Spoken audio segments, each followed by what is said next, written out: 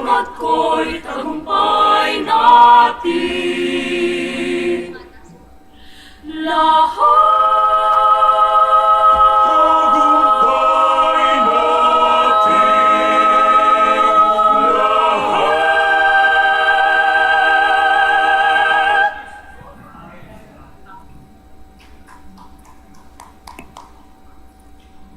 Maraming salamat po sa Mapua Cardinal Singers.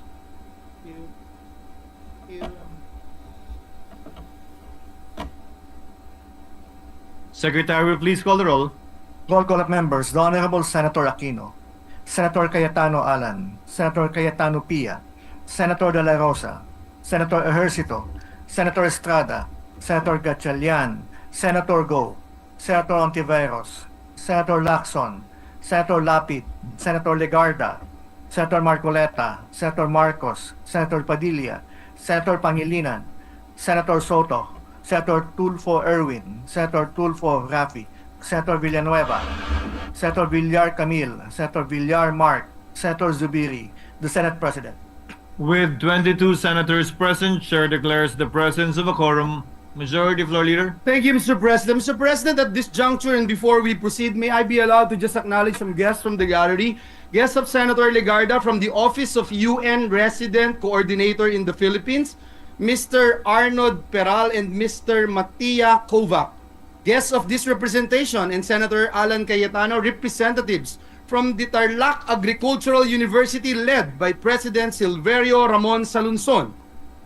Guests of Senator Jinggoy Estrada, LGU officials of General Santos City led by Mayor Lorelai Pacquiao, Mayor Ricky Cuenca of La Libertad, Zamboanga del Norte. Guests of Senator Ejercito, Mayor Alfie Soriano of Malasiki, Pangasinan. Guests of Senator Kiko Pangilinan, Mayor Julie Ann Makasait of Real Quezon, ASEC Nicoles Manalo, and officials from the Department of Agriculture, Assistant National Statistician Mark Pasasio, and other PSA officials. Guests of Senator Risa Hontiveros, LGU officials of Abra de Ilog, Occidental Mindoro, led by Mayor Maria Gloria Constantino, and guests of the Senate, Mr. President, our former colleague from the House of Reps, former Congressman Willie Villarama of the great province of Bulacan. We welcome all of them in this August chamber. To the aforementioned guests, welcome to your Senate. Majority Floor Leader. Mr. President, at this juncture, I move that we defer the approval of the Journal of the 9th Session, Wednesday, August 13, 2025. So move, Mr. President. Any objection? Hearing none, motion is approved. Mr. President, I move that we proceed with the reference of business. Any objection? Hearing none, Secretary is directed to comply. Bills on first reading. Senate number 501, an act mandating the Philippine Postal Corporation to adopt a modernized zone improvement plan code system. Senator Escudero. To the Committees on Government Corporations and Public Enterprises and Local Government. 502, providing for the revised government auditing code of the Philippines. Senator Escudero. Before the Chair acts on the motion, may the Chair instruct the Sergeant at Arms to kindly maintain order in the first gallery. May the Chair also remind our guests in the first gallery to kindly settle down. Secretary, may proceed. To the Committees on Constitutional Amendments and Revision of Code, Civil Service, Government Reorganization and Professional Regulation and Finance. Senate number 503, an act amending Section 7 of RA 10931, the Universal Access to Quality Tertiary Education Act. Senator Escudero. To the Committee on Higher Technical and Vocational Education. 504, an act institutionalizing a governance framework for the establishment, operation, and recognition of local universities and colleges and for other purposes. Senator Escudero. To the Committees on Higher Technical and Vocational Education, Local Government, and Ways and Means. 505, an act strengthening the mental health services of state universities and colleges, appropriating funds and for other purposes. Senator Escudero. To the Committees on Higher Technical and Vocational Education, Health and Demography, and Finance. Senate number 506, an act establishing a legal scholarship and return service program for deserving students and appropriating funds therefore. Senator To Escudero. the Committees on Higher Technical and Vocational Education, Justice and Human Rights, and Finance. 507, creating an additional branch in the 2nd Judicial Region to be stationed in Aurora, Isabela, amending For the purpose, Section 14, Paragraph E of BP 129, the Judicial Reorganization Act of 1980 as amended and appropriating funds therefore, Senator Escudero. To the Committee on Justice and Human Rights and Finance. 508, prohibiting online gambling and the promotion of gambling-related content, strengthening digital enforcement, providing penalties, and for other purposes, Senator Legarda. To the Committees on Games and Amusement and Public Information and Mass Media. 509, establishing a national framework for food waste prevention, recovery, and redistribution, mandating the safe donation and utilization of surplus food, strengthening multi-sectoral action against hunger, and for other purposes, Senator Legarda. To the Committees on Agriculture, Food and Agrarian Reform, Social Justice, Welfare and Rural Development, Ways and Means, and Finance. 510, preserving the country's traditional folk arts as part of its intangible cultural heritage, amending RA 11333, the National Museum of the Philippines Act, and for other purposes, Senator Legarda. To the Committee on Culture and the Arts. 5 an act establishing the National Center for Geriatric Health and Research Institute, defining its powers and functions, creating regional geriatric specialty centers in the Department of Health retained hospitals and appropriating funds therefore, Senator Legarda. To the Committees on Health and Demography, Ways and Means, and Finance. 512, an act providing for the protection of geographical indications for agricultural or natural unprocessed or wild products, processed products, wines and spirits, or any products of handicraft or industry, Senator Legarda. To the Committees on Trade, Commerce and Entrepreneurship, and Finance. 513, an act establishing the National Public Service College to develop a new generation of competent and ethical government leaders and appropriating funds therefore, Senator Legarda. To the Committees on Civil Service, Government Reorganization and Professional Regulation, Higher Technical and Vocational Education, and Finance. 514, an act amending Section 7 of RA 10931, the Universal Access to Quality Tertiary Education Act, to enhance the efficiency, equity, and accountability of the tertiary education subsidy program, Senator Legarda. To the Committees on Higher Technical and Vocational Education, and Finance. 515, an act institutionalizing the national results-based governance, strengthening monitoring, evaluation, and utilization systems across all branches of government, Senator Legarda. To the Committees on Economic Affairs and Finance. 516, establishing the Philippine National Public Park System, appropriating funds therefore, Senator Legarda. To the Committees on Urban Planning, Housing and Resettlement, Tourism, Ways and Means, and Finance. 517, an act institutionalizing the establishment of seed libraries to promote local biodiversity, food security, community resilience, and climate adaptation, providing for a phased implementation, appropriating funds therefore, and for other purposes, Senator Legarda. To the Committees on Agriculture, Food and Agrarian Reform, Environment, Natural Resources and Climate Change, Ways and Means, and Finance. 518, an act establishing the Young Farmers and Future Folk Challenge Program, creating for the purpose the Young Farmers and Future Folk Challenge Council, and appropriating funds therefore, Senator To Legarda. the Committees on Agriculture, Food and Agrarian Reform, Youth, Ways and Means, and Finance. Senate number 519, an act institutionalizing a national framework for the designation, restoration, and management of coastal greenbelt zones to strengthen disaster risk reduction, climate adaptation, and coastal biodiversity conservation, establishing the National Coastal Greenbelt Management Action Plan, providing funds, and for other purposes, Senator Legarda. To the Committees on Environment, Natural Resources and Climate Change, and Finance. 520, an act mandating the grant of additional compensation to private sector employees who are required to report for work during declared calamities and emergency alerts, establishing implementing mechanisms therefore, and imposing penalties for non-compliance, Senator Legarda. To the Committees on Labor, Employment and Human Resources Development, and Finance. 521, an act establishing the Aklan Piña Museum and Cultural Center in the municipality of Calibo, Aklan, with satellite centers, defining its purposes and appropriating funds therefore, Senator To the Legarda. Committees on Culture and the Arts, and Finance. 522, declaring preferential rights of municipal fisherfolk by declaring the 15-kilometer municipal waters as exclusively reserved for their use, protecting municipal waters from commercial fishing, providing support measures for sustainable livelihood, and for other purposes, Senator Legarda. To the Committees on Agriculture, Food and Agrarian Reform, and Local Government. 523, an act institutionalizing a national anti-corruption mainstreaming agenda, strengthening integrity systems and accountability mechanisms across all branches and levels of government, promoting a culture of tapat na paglilingkod in public service and appropriating funds therefore, Senator To the Legarda. Committees on Civil Service, Government Reorganization and Professional Regulation, Public Information and Mass Media, and Finance. 524, institutionalizing electronic publication as a legally valid mode of official publication for laws, regulations, and government issuances, promoting environmental sustainability, transparency, and digital inclusion, and for other purposes, Senator Legarda. To the Committees on Justice and Human Rights and Public Information and Mass Media.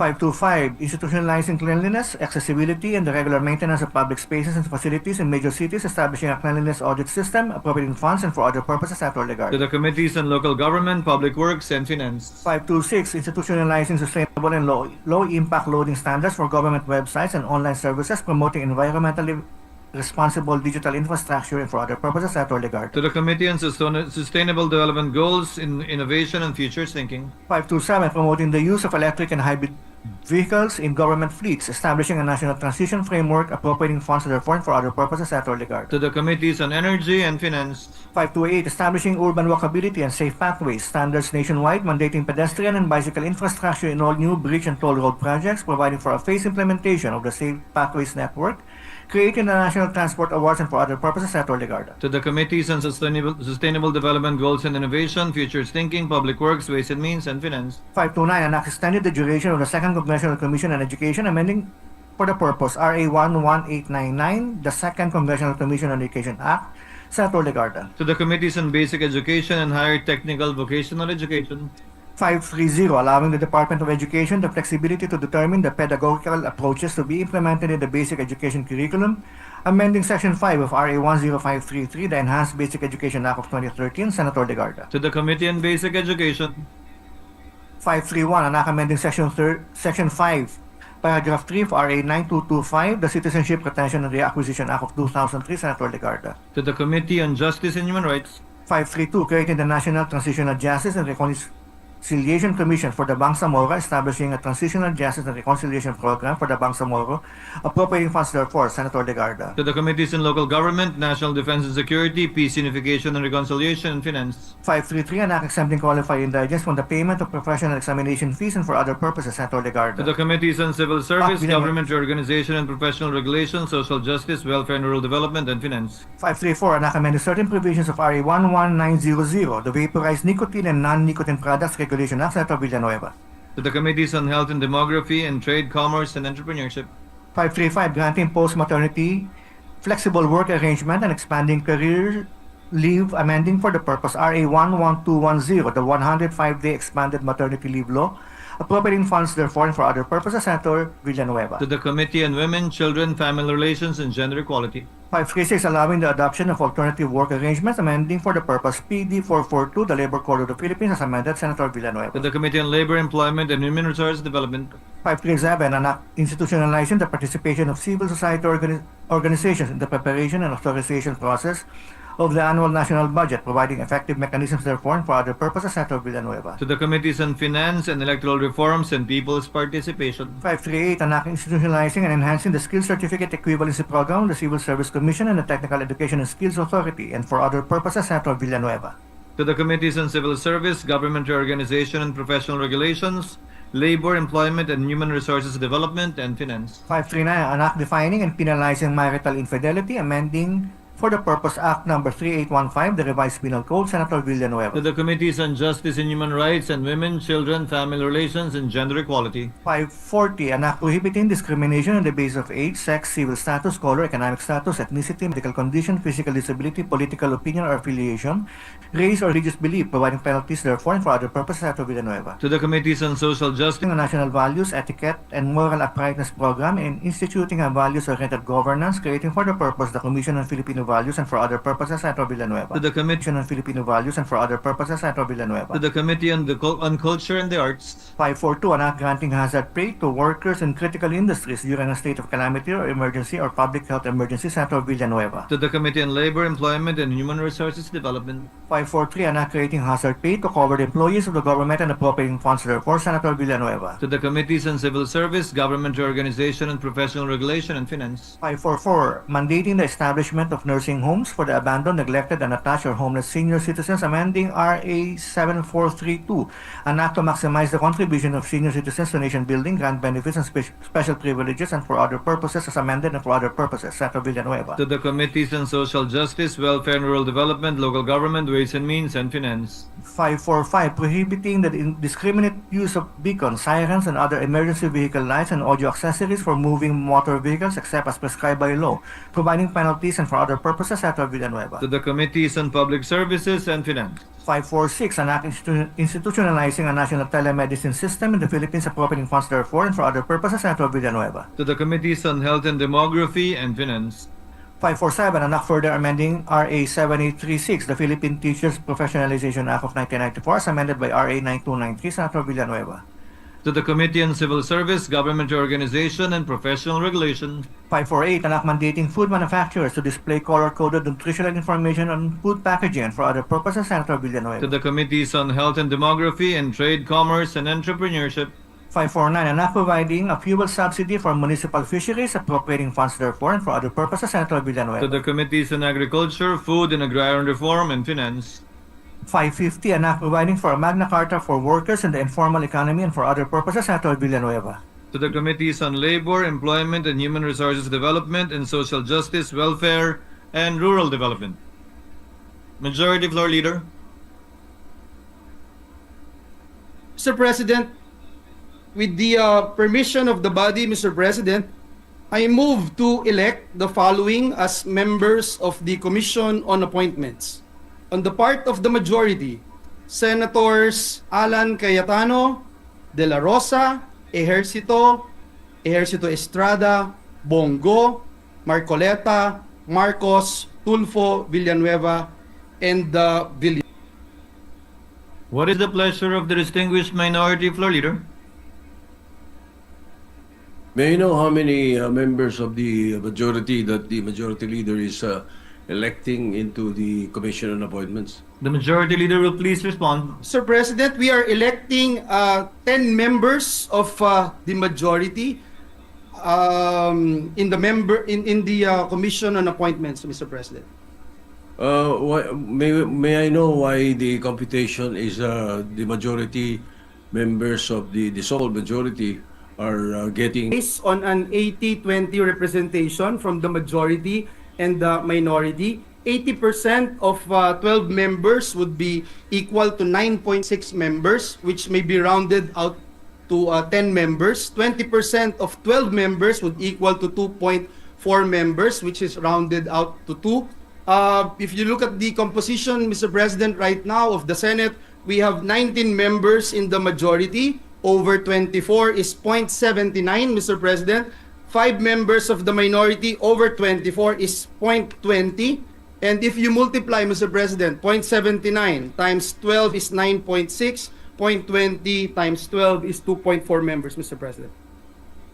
May I know the basis of the percentages being mentioned by the majority leader, Mr. President? Because the last word I know is that the supreme controversy in the composition of the Commission on Appointments, it is very clear that the Senate must follow the party lines and the party representation. So if this body elects to follow the Supreme Court decision on the articles of impeachment, why can't they follow the decision of the Supreme Court when it comes to the computation of membership in the Commission on Appointments? So therefore, there is no such the Commission on Appointments. So therefore, there is no such thing as 9.6, 9.5, 9.5, 2.5, 2.4, 2.4. It should be members of the NPC. It should be members of the NPC, 6. 3 of them should be in the CA. Members of the NP, Nationalista Party, is 2.5. Party is 2.5, or 5 of them. So therefore, 2.5, or 5 of them. So therefore, 2.5, 2.5 should be in the Commission on Appointments. And then the rest are single members of each party, and therefore members of each party, and therefore they could talk to the other members so that their 0.5 can be a total of 1%, 1 for a total of 1%, 1 for each representation. There are easily 11. No, the PDP has 3 members. PDP Laban has 3 members. Senator Bongo and Senator De La Rosa and Senator Robin Padilla. So their representation in the CA should be 1. Robin Padilla. So their representation in the CA should be 1.5. Senator Bongo and Senator De La Rosa has members of the CA. What about the other members? What about their political parties? I think this should not be the case to be followed, Mr. President. Mr. President, that the whim of the majority or I don't think the whim of the majority or I don't think so. We What should is- don't think so. We What should is- follow the rule then, if that is the case. We have been discussing this with Senator Estrada. Senator Villanueva has tried to talk to me. Senator Villanueva has tried to talk to me about it. We could come up with a formula that will also jibe with this. If I So may- why all of a sudden coming up with something like this, and then coming up with so percentages that an economist could not even understand? Mr. President, if I may. Before recognizing the Honorable Zubiri, Chair would like to recognize first the Majority Floor Leader. Thank you very much. The Honorable Zubiri, Chair would like to recognize first the Majority Floor Leader. Thank you very much, Mr. President. Mr. President, we put on record that we submit to the statements made court's decisions, Mr. President. May I quote, Mr. President, in Cosseteng versus Mitra decisions, Mr. President? May I quote, Mr. President, in Cosseteng versus Mitra? The Supreme Court noted that the House membership was based on 82 earlier after rounding up the proportional representation of the LDP, rounding up the proportional representation of the LDP members comprising the majority during that time, Mr. President. Let me quote, Mr. President, the decision. The composition of the House membership in the Commission on Appointments was based on proportional representation of the political parties in the House. There are 160 members of the LDP in the House, and they represent 79% of the House membership.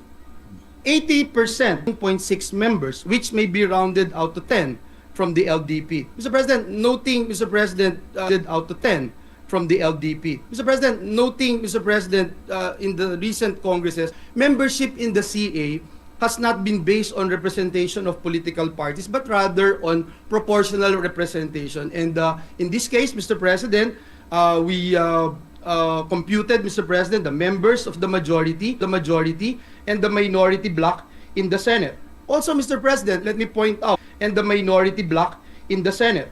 Also, Mr. President, let me point out, in the same formula, the Supreme Court cited in its decision, Gingona versus Gonzales, the practice of rounding off versus Gonzales, the practice of rounding off that has not been 15th and the 19th Congress. Mr. President, in the same Supreme Court decision, the SC explicitly mentioned it is also a fact accepted by all such parties that each of them is entitled to a fractional membership on the basis of the rule on proportional representation of each of the political parties or coalition, Mr. President. So, Mr. President, if the question is every senator would have a 0.5 fractional membership, the senator does not actually hold that 0.5 fractional membership, Mr. President. Ang may-ari po nito ay yung koalisyon. Ito pong sinasamahan niya na bloke. And that's why, Mr. President, sinasamahan niya na bloke. And that's why, Mr. President, if the question is whether or not a senator from the majority bloc, for instance, would give up his or her fractional membership to another party, it cannot be done, Mr. President, as the proportional allocation of seats belongs to the party, coalition, or bloc, and not the senators themselves. Belongs to the party, coalition, or bloc, and not the senators themselves. And the Supreme Court is very clear that a senator is not ipso facto entitled to a CA seat. I submit, Mr. President, and lastly, Mr. President, again, may I be allowed to mention this, in the Gingona resolution issued by the Supreme Court, let me quote, Respondents, however, accepted the fact that for the purpose of determining the proportional representatives of each political party to the Commission on Appointments, the basis thereof, Mr. President, the basis thereof is the actual number of members of each political party at the time of election of the members of the Commission on Appointments in the Senate. And that's why, Mr. President, even though this representation is moving for this particular motion, Mr. President, this representation would submit to the wisdom, collective wisdom of the members of this institution. I submit, Mr. President. Senator Zubir. Thank you, Mr. President. Mr. President, with due respect to the majority leader, usually, if it's not political party that makes this be heading this commission appointments, we usually look for partners. We've been doing that since 2007. Mr. President, I remember in 2016, my partner was Senator Richard Gordon. And he allowed me to take my seat in the CA actually for almost 2 terms, or two congresses, which is the 6th, 17th, and 18th congresses. And may kahati po ako, kaya 0.5 kami. He could have taken the first 1.5 years and I could have taken the second 1.5 years. But what he did sa kanyang position or karapatan bilang CA member. Kaya dito lumalabas, mga kababayan, no, sa ating Senate President, may that's why we computed it at 9.5 and 2.5. That's also the right of the minority to have the 0.5. Mr. President, maybe if we cannot get